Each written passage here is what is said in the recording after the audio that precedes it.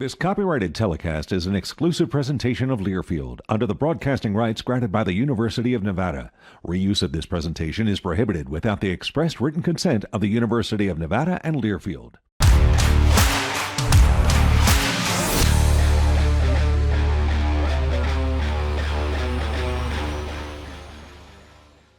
Hello, friends, and welcome to another installment of Champion Chevrolet's Wolfpack All Access. I'm your host, Mike Stephenson. The Saturday before Thanksgiving marking Nevada football's final home game of the 2024 season, with first-year head coach Jeff Choate and his Wolfpack looking to finish their Mackey Stadium schedule on a high note and with a win over the Air Force Falcons.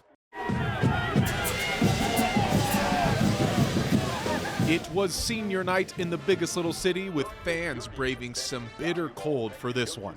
And it was a stalemate early until Air Force went on one of its patented drives. 14 plays, 81 yards, all run plays over nearly 8 minutes. Dylan Carson finishes with a touchdown, and it's 7-0 Falcons in the second. The Wolfpack now looking to answer with its own rush attack. Destin Hawkins taking off for 22 yards. The sophomore getting his first carries of the season in this one. The Pack, though, would have to settle for 3 there. After a defensive stop, the offense is back to work with Brendan Lewis hooking up with Cortez Braham Jr. The senior had a huge day. 7 catches and 123 yards. But again, Nevada can't finish in the end zone there, as the Pack gets 3 more off the leg of Kian Afrukte, the backup kicker, with his first 2 career field goal makes here. It was 7-6 at halftime. After a Falcons punt to open the third, Nevada is driving again and queuing up the highlight reel. Lewis looking end zone for Jaden Smith. Yet another incredible grab on the season for number 1. It's a touchdown and a 12-7 Wolfpack lead. Nevada now flexing its defensive muscle with Keaton Crawford sniping the Air Force pass for his second interception of the season. Seniors making plays on senior night, but the Wolfpack could not turn that into points. So Air Force has it back, and the Falcons just run it and run it. 14 plays, 74 yards, 7.5 minutes. It's Owen Allen rushing in. He would add the 2-point conversion, and Air Force is back up 15-12. Still so much time here in the fourth for Nevada. The offense clicking in the second half, but then this happened. Lewis does not see Osaro Ahi, who picks him off. Lewis's first interception since October 5th, and it's a huge gut punch because the Falcons would milk the clock from there and strike a fatal blow. It's Quentin Hayes keeping it and making it a 10-point game with 71 seconds to play. Air Force finishes this game with 318 rushing yards and 0 passing yards. Nevada would get a late score, but it was too little too late as the Wolfpack falls in yet another tight one. 22-19 the final.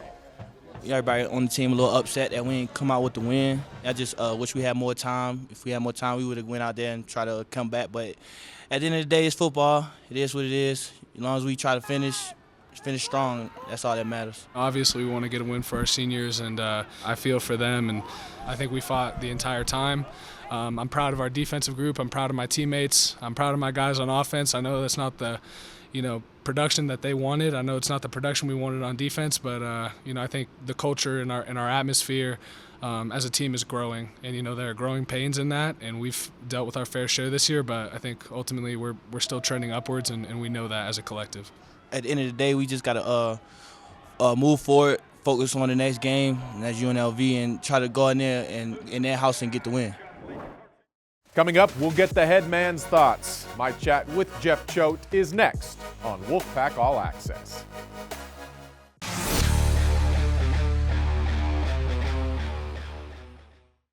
Slot left, wing right, snap to Lewis against a blitz. He looks left, he throws left to the end zone. A leaping catch is made by Smith, and Nevada takes the lead.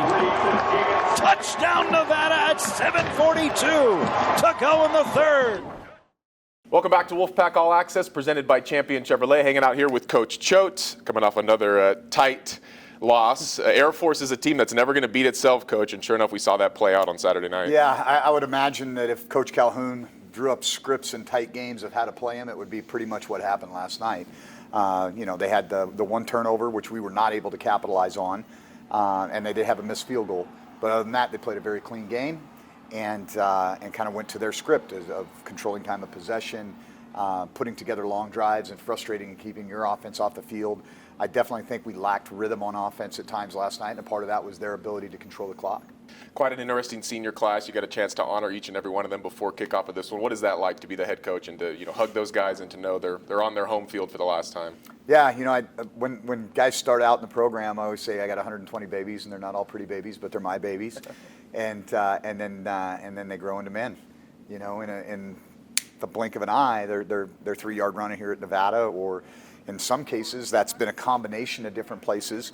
That culmination is it's sobering. You think about like what these guys put into this game from the time that they were young, and the support that they had from their families or their mentors, their high school coaches, and the journey that they go on. And as that journey comes to a close, it's a very emotional time. And because young men in particular put so much of their self-worth into this game, we sometimes got to remember that football is something you do, it's not who you are.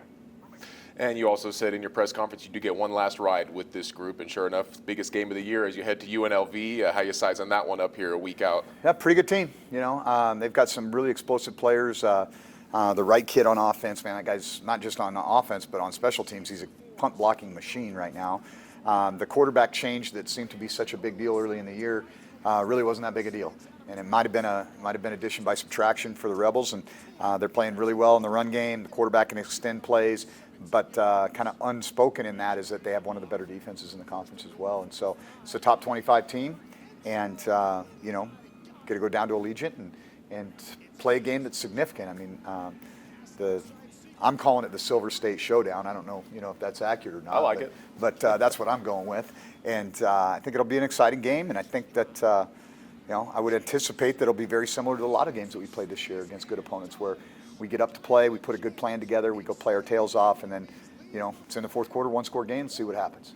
Your first taste in the battle for the Fremont Cannon. In your time at Montana State, you earned the nickname the Grizz Slayer based on your 4-0 record against Montana. What is it about rivalry games, and how do you plan on prepping your guys for this one? Yeah, I think number one, you have to understand the history of it, and I spent some time with Coach Alt during the bye week, asking him some questions, and you kind of have to develop a healthy hatred for your opponent in these things, and if there's not a lot of familiarity, you kind of need to get that background and that history, and so that was part of our process, for me anyway, and try to educate our players on the importance of the game and the rivalry and what it means to the people in Northern Nevada, and I have a pretty good handle on that now, I think. You've talked a lot about investing in the future of football, and sure enough, this past week, the university unveiling a plan to pour in at least $50 million over the next 10 years, and also in addition, we have renderings of Mackey Stadium renovations and also an indoor practice facility. There is momentum, and there appears to be action toward this. Your thoughts on that all? Oh, I think it's really important. I think regardless of whether I'm the head coach here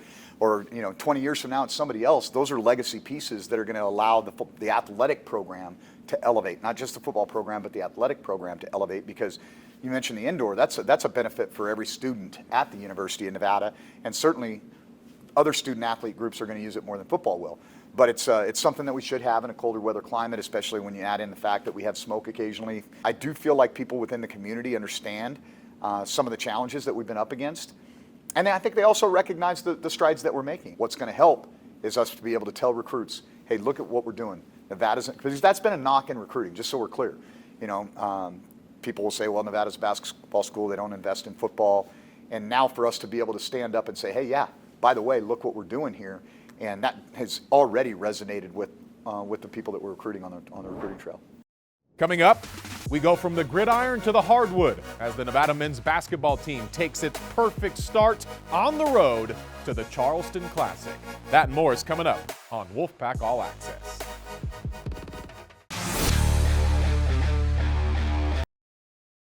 Presented by Champion Chevrolet rolls on. I'm Mike Stephenson. After a sizzling 4-0 start to the season at home, the Nevada men's basketball team finally seeing if it could take that show on the road, setting up shop in South Carolina and at the Charleston Classic for what would be 3 much more compelling contests. The action started Thursday, and with a Vanderbilt team also 4-0, but picked to finish last in the 16-team SEC.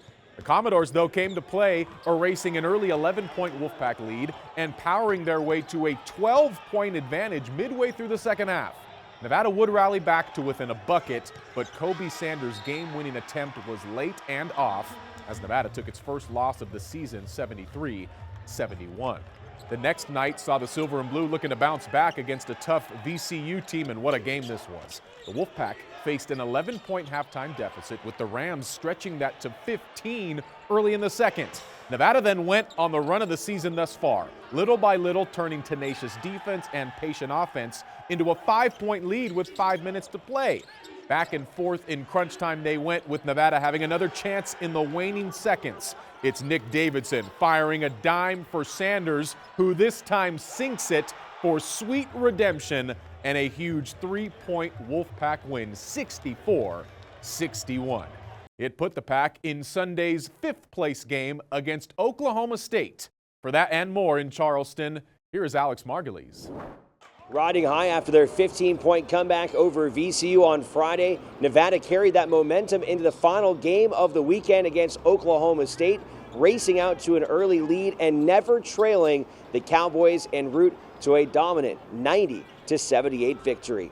From outside of TD Arena here in Charleston, I'm Alex Margulies. Our coverage on the road presented by Bradley Drendel and Janae. Nevada with one of their strongest shooting performances of the season, hitting shots at almost a 60% clip in this one, going up by as many as 19 points in the second half before the Cowboys would make things interesting. They would go on an 11-0 run and eventually pull within 4 points, but Nevada was undeterred against this up-tempo Big 12 team. Nevada led by Kobe Sanders, who had 27 points, tying his career high here with the Wolfpack, and 23 points from Nick Davidson.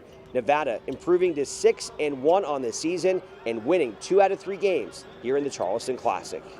Incredible, and I told the guys that in the locker room afterwards. To the 3 teams we played, we couldn't have really scripted it any better, whether it was in the losers bracket or the championship bracket, to be able to get those 3 teams on our resume, beat 2 of them.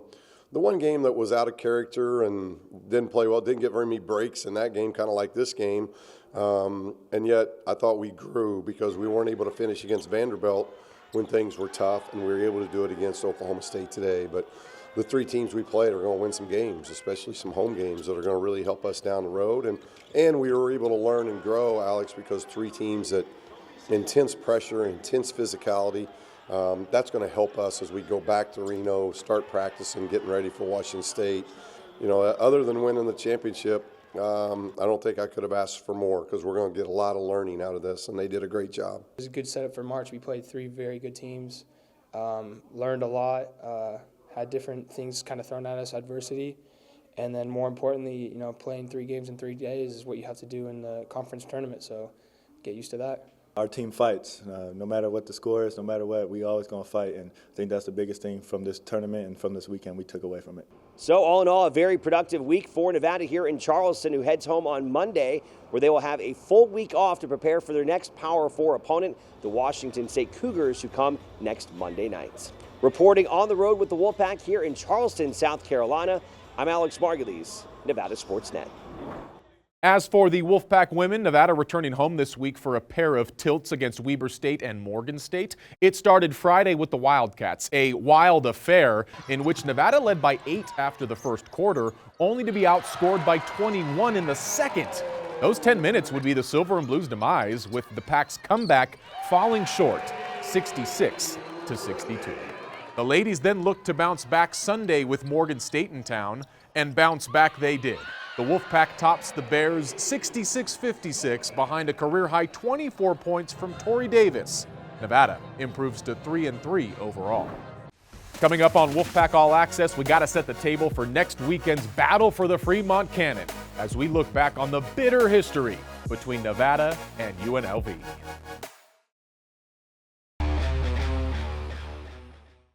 Hi everyone, I'm Jasmine Harris. I run the 200 and 400 on the Nevada women's track and field team, and I'm going to answer 5 questions. Celebrity crush would have to be Steph Curry. I got to meet him this summer, so I was fangirling a lot. Favorite movie, that's a hard one. I really like The Sandlot, just because my dad liked to play baseball a lot and we always liked it growing up.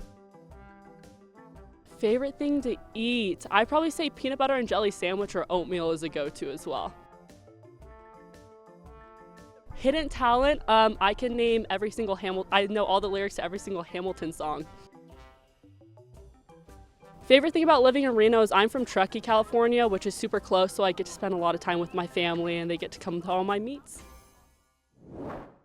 Wolfpack All Access presented by Champion Chevrolet rolls on as the football team now looks to finish strong in its final contest, the always important meeting with UNLV and the battle for the Fremont Cannon.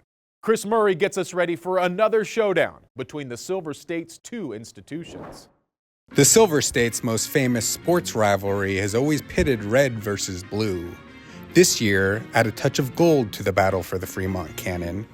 Nevada football's game Saturday at UNLV is the 50th between the in-state rivals, the golden anniversary. On the line yet again will be the 545-pound Fremont Cannon, which resides in Las Vegas, leaving an empty hole where it would traditionally sit inside Nevada's Cashel Fieldhouse. Last year, Nevada filled that spot with a papier-mâché Fremont Cannon, something first-year head coach Jeff Choate quickly changed upon being hired. This faux cannon needs to get out of there. There needs to be an empty spot there that kind of brings a little bit of anger every time we walk through that empty space. And we got to make sure that there's days that you just don't wear red in Reno, let's be honest. Nevada aims to fill that empty space with college football's heaviest and most expensive rivalry trophy. The Wolfpack is a decisive underdog Saturday against upstart UNLV, but Choate has a history of rivalry game wins. While Montana State's coach, he went 4-0 against Montana in the Brawl of the Wild, firing up his team with passionate pregame speeches and earning the nickname the Grizz Slayer. There should be no stone unturned, none, in terms of your preparation. When they line up the 13 personnel, you should know the 3 plays they run like the back of your hand. Right? When that safety's tilted down, you better know the blitz that's coming and exactly how you're going to pick it up before it's even done. We will beat these before we ever get on the bus and go to Missoula. You want to talk about a legacy? You want to talk about having something to hold on to forever? That's what you're playing for. On Saturday, Nevada and UNLV add a 50th chapter to a storied rivalry that started in 1969 in controversial fashion. In that first game, the Wolfpack hit a game-winning field goal Rebel supporters still claim was no good. That wouldn't be the last controversy in the rivalry's history. Far from it. There have been epic comebacks, last-minute game-winning touchdowns, a beer bottle and helmet thrown at coaches, a contentious coaching change dubbed the Red Defection, and not one, but 2 all-out brawls.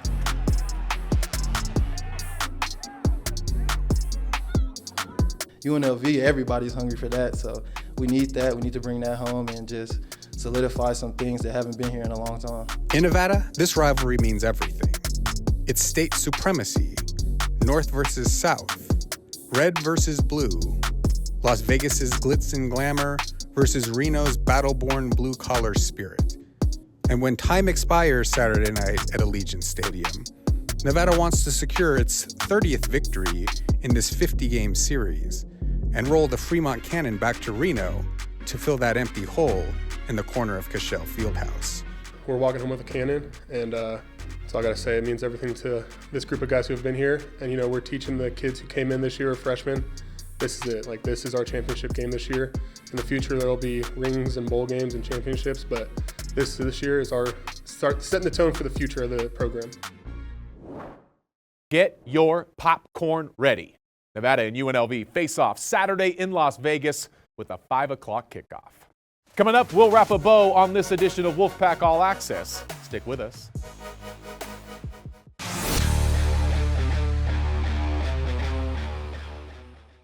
We're back on Wolfpack All Access and giving kudos to Yusef Kadiri, the first to represent Nevada in the NCAA Men's Individual Tennis Championships. His historic season ending in the first round of action as he fell in straight sets to Arizona's Colton Smith. And the Wolfpack volleyball team wrapping up its season on the road, first falling Thursday in a sweep at Colorado State, then ending the season on the wrong side of a 5-set battle at Wyoming. Nevada ends year 1 under Shannon Wyckoff McNeil with a 12-17 overall record, 5-13 within the Mountain West. And last, a couple quick notes from the university. The Nugget Classic is here November 29th through December 1st. Join the women's basketball team as it faces Central Michigan, Portland, and Southern Utah. Get your tickets by visiting mynevadatickets.com or calling 775-348-PACK. And see the Wolfpack men take on Washington State Monday, December 2nd. That's at 7 o'clock. It's a blue out as the guys return home. Tickets are only $20, so get them now and avoid the lines at the door by visiting mynevadatickets.com or calling once again 775-348-PACK. All right, that's it for this week on Wolfpack All Access presented by Champion Chevrolet. I'm Mike Stephenson saying so long, friends. This has been an exclusive presentation from Learfield.